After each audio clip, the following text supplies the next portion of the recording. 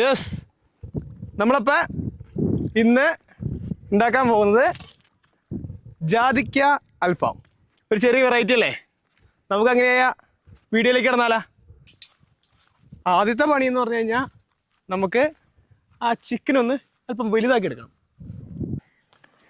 Chicken വലുതാക്കുന്നു എന്ന് പറഞ്ഞു കഴിഞ്ഞാൽ നമുക്കേ അതിൽ ചെറിയ വരയൊക്കെ ഇട്ട് അതിൻ്റെ ആ വലിപ്പം ഇച്ചിരി കൂട്ടിയെടുക്കാൻ പറ്റും. നമുക്കിങ്ങനെ വരഞ്ഞ് വരഞ്ഞ് വരഞ്ഞ് വരഞ്ഞ് വരഞ്ഞ് വരഞ്ഞ് മസാലയൊക്കെ എന്നാലാണ് ഉള്ളിലേക്ക് പിടിക്കുള്ളൂ. കുരുകുരുന്ന് അവിടെ വരയിടണം കത്തി കൊണ്ട്. ചിക്കനൊക്കെ ഒക്കെ ആയിട്ട് കണ്ടീഷൻ ആയിട്ടുണ്ട്. ഇനി നമ്മൾ ഇഞ്ചി, വെളുത്തുള്ളി, പച്ചമുളക് ചതച്ച് ഇച്ചിരി വെള്ളവും ചേർത്ത് വെള്ളത്തിലിട്ട് ഒരു അരമണിക്കൂർ റെസ്റ്റ് ചെയ്യാൻ വയ്ക്കും. ഉപ്പ്, മഞ്ഞൾപ്പൊടി, പിന്നെയാണ് ചൊറുക്ക. പിന്നെ ലേശം ചൊറുക്ക അധികം ആവാണ്ട് നമ്മൾ നോക്കണം കേട്ടോ. ഇപ്പം പുളിയോട് കൂടും. കാരണം നമ്മൾ ജാതിക്ക അൽഫാം ഉണ്ടാക്കാൻ പോണേ. അപ്പോൾ ഓൾറെഡി ചെറിയൊരു പുളി ഉണ്ട്. അതിൻ്റെ കൂടെ അധികം പുളിയായി കഴിഞ്ഞാൽ അതിൻ്റെ ഒരു ഗുമ്മിട്ടില്ല. എന്നിട്ട് നമ്മൾ വലുതാക്കി വെച്ചാണ് ചിക്കൻ നേരെ ഒരു അരമണിക്കൂർ 3/4 മണിക്കൂർ, 3/4 മണിക്കൂറാണെങ്കിൽ പെർഫെക്റ്റ് ആയിരിക്കും. 1/2 to 3/4 മണിക്കൂർ നമ്മൾ ഇതിൽ അങ്ങോട്ട് കുതിരയിടാം. ശരിക്കും നമ്മൾ ഈ അൽഫാം ഉണ്ടാക്കുമ്പോൾ ഏറ്റവും കൂടുതൽ പാടുള്ള പണി എന്ന് പറഞ്ഞാൽ ഈ പണിയാ. ഏത്? ഒന്ന് കനലൊന്ന് പിടിപ്പിച്ചെടുക്കണം. അതാണ് ഏറ്റവും പാടുള്ള പണി. അത് കഴിഞ്ഞാൽ വലിയ പാടുള്ള പണികളൊന്നും ഇല്ല. വേറെ എന്ത് നോക്കിയാലും കനൽ കത്തിച്ചെടുക്കണം അത്ര പാട് വേറെ ഒന്നിനും കാണില്ല കേട്ടോ. ഈ തിരിയുടെ വള്ളി ഇട്ട് കഴിഞ്ഞാൽ പെട്ടെന്ന് കത്തി പിടിച്ചോളും. ഒന്ന് കത്തി പിടിച്ചിട്ടിയാൽ മതി. ഈ പുഴയോരത്തിൻ്റെ പ്രത്യേകത എന്ന് പറഞ്ഞാൽ വൈകുന്നേരത്തെ ഒരു കാറ്റുണ്ട്. ആ കാറ്റ് വന്നു തുടങ്ങിയാൽ കുറേ നേരത്തേക്ക് ഒരേ കാറ്റോടെ മെയിൻറ്റെയിൻ ചെയ്യും. ഈ മഴയുള്ള സമയത്ത് മാത്രമാണ് പിന്നെ ഇച്ചിരി വലിയ കാറ്റുണ്ടാവുള്ളൂ.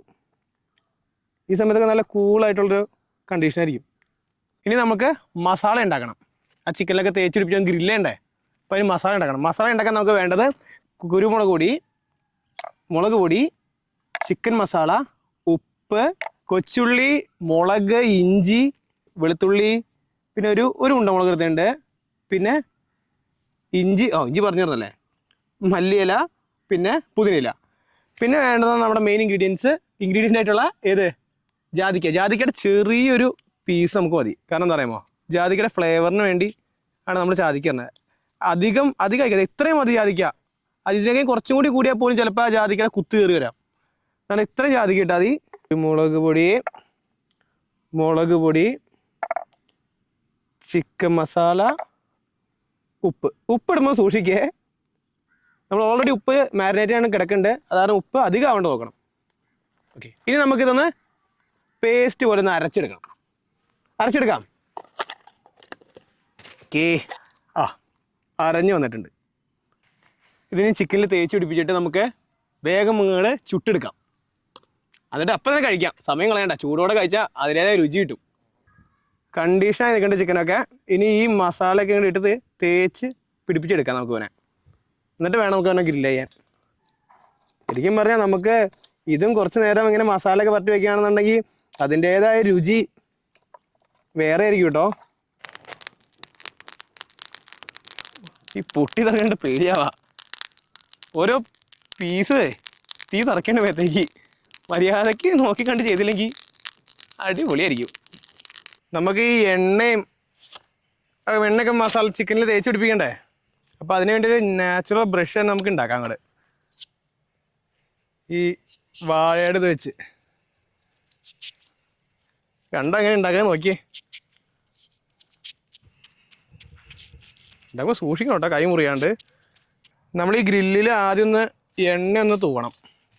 അല്ലെങ്കിൽ നമ്മുടെ ചിക്കനൊക്കെ അങ്ങോട്ട് വെന്ത് കഴിയുമ്പോൾ ഇതിലേക്ക് ഒട്ടിപ്പിടിച്ചിരിക്കും. അപ്പോൾ ആദ്യം നമ്മൾ ഈ ഗ്രില്ലുമ്പോൾ മൊത്തത്തെപ്പാടെ ആ ചിക്കനിൻ്റെ ഭാഗത്ത് മൊത്തം നമ്മളുണ്ടാക്കിയ ബ്രഷ് കൊണ്ട് അങ്ങോട്ട് എണ്ണ തൂക്കി കൊടുക്കണം. ഓക്കെ, എണ്ണയുടെ പരിപാടി കഴിഞ്ഞു. ഇനി നമുക്ക് ചിക്കൻ അതിൻ്റെ ഉള്ളിൽ ഇപ്പം തന്നെ വെച്ച് നമുക്ക് പൊളിച്ചെടുക്കാം. യെസ്, നമ്മുടെ കോഴിയൊക്കെ നോക്കി അടിപൊളിയായിട്ട് മസാല പിടിച്ചിരിക്കണം നോക്കി. ഇനി നമ്മൾ ഈ ഗ്രില്ലിലേക്കാക്കും. എന്നിട്ടാണ് ചുട്ടെടുക്കുന്നത്. ഒക്കെ റെഡിയാണ്, കനലൊക്കെ റെഡിയാണ്. ഇനി നമുക്ക് പരിപാടിയിലേക്ക് കിടക്കാം. ബാടാ കുട്ട അടങ്ങി ഒതുങ്ങി ഇരുന്നിട്ടാ.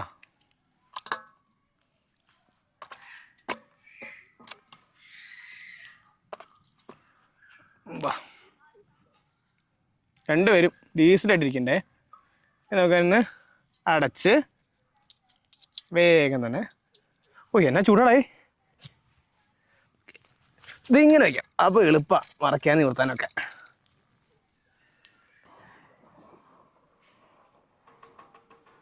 പയ്യെ വെന്ത് വരുമ്പോഴേക്കും നമുക്ക് ബാക്കിയുള്ള മസാലയൊക്കെ ഇല്ലേ പയ്യെ ഇതിന് മുകളിലേക്ക് തേച്ച് ഇട്ട് കൊടുക്കാം.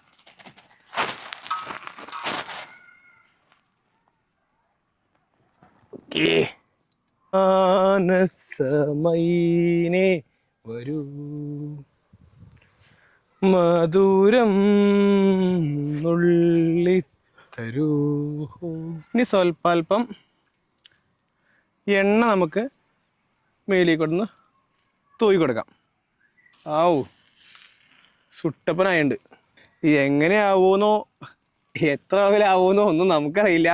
കാരണം ജാതിക്കയുടെ ഫ്ലേവർ നമ്മളൊരു പരീക്ഷണം പോലെ റെഡിയാക്കിയണതാ. പക്ഷെ നല്ലതായിരിക്കും. ജാതിക്കയുടെ ഫ്ലേവർ ഒട്ടുമുക്ക ആൾക്കാർക്ക് ഇഷ്ടമുള്ള ഫ്ലേവർ ആണല്ലോ. പിന്നെ അധികം ജാതിക്കില്ല, ജാതിക്കയുടെ കുത്തായിട്ട് കയറി വരയില്ല. എന്തായാലും കഴിച്ചു നോക്കിയിട്ട് പറയാം. ഈ ചിക്കൻ്റെ നെയ്യ് ഉരുകിയും അത് കൂടാണ്ട് നമ്മൾ വെച്ച എണ്ണയൊക്കെ കൊണ്ട് ഉരുകി താഴത്തേക്ക് ഇടാറ് നിന്ന് പുകയാ. ഒന്ന് തീ പിടിച്ച് പോകാൻ നോക്കിയാൽ ഒരു കത്തിലെത്തി. അതൊക്കെ നോക്കി കണ്ടും ചെയ്യണം നമ്മൾ. കാര്യം ഏറ്റവും ഡേഞ്ചർ എന്ന് പറയുന്നത് ഈ കനൽ കത്തിക്കുന്ന സമയത്താണ്. കത്തിക്കുന്ന സമയത്ത് ഈ ഓരോ പൊട്ടലും ചീറലൊക്കെ ശ്രദ്ധിച്ചോളണം. ഒരു പീസ് തീയൊക്കെ ആയിരിക്കും മേത്തേക്കൊന്ന് ചാടണേ തീ കനല്. യെസ്, നമ്മുടെ ചിക്കൻ നന്നായിട്ട് അങ്ങോട്ട് വെന്ത് വന്നിട്ടുണ്ട്. അമ്പോ സുട്ടപ്പനായിട്ട്. ഇനി നമുക്ക് ഇതിനെടുത്ത് കഴിച്ചു നോക്കാം. വാ കുട്ടപ്പനായിട്ട് രണ്ടുപേരും. നമുക്ക് ഇവനോട് കഴിച്ചു നോക്കാം.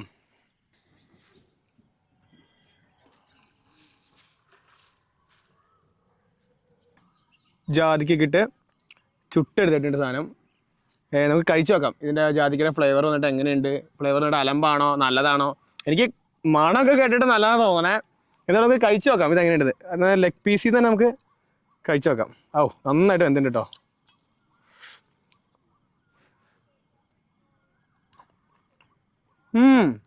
കൊള്ളാം. ശരിക്കും പറഞ്ഞാൽ ആ ജാതിക്കയുടെ ഫ്ലേവർ വന്നിട്ടുണ്ട്, പക്ഷെ കൂടുതലായിട്ടില്ല. അപ്പോൾ ചെറിയ പീസ് ഇട്ടുണ്ടാകുന്നു. ആ ചെറിയൊരു ജാതിക്കയുടെ ഫ്ലേവർ ഉള്ളൂ. കൂടുതൽ ഇട്ട് കഴിഞ്ഞാൽ ഒരു കുത്ത് കയറി വരും.